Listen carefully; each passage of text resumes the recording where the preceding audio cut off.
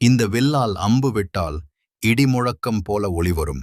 அதுதான் விஜயதனுசு. தேவர்களின் தச்சன் விஸ்வகர்மா உருவாக்கிய அதிசய ஆயுதம் ஒன்று.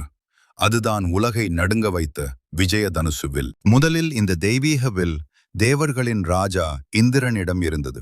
அதை பெற்றவன் போரில் வெற்றி பெறுவான் என்று கூறப்பட்டது. பின்னர் இந்த வில் மகாமுனிவர் பரசுராமரிடம் வந்தது. உண்மையான வீரனுக்கே இதை கொடுக்க வேண்டும் என்று அவர் தீர்மானித்தார். அந்த நேரத்தில் பரசுராமரிடம் கல்வி கற்றுக்கொண்டிருந்தான் கர்ணன். அவன் தைரியம் குருவை மிகவும் கவர்ந்தது.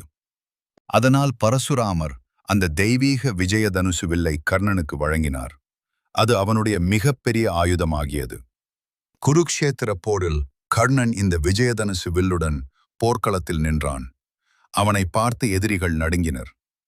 கர்ணன் அம்பு விடும்போது இடி முழக்கம் போல ஒளி எழுந்தது.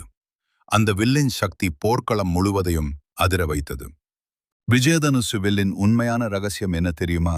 அதை தாங்கும் வீரனின் தைரியமே அதன் சக்தி. இந்த வீடியோ பிடிக்கும் என்றால் லைக் செய்யுங்கள்.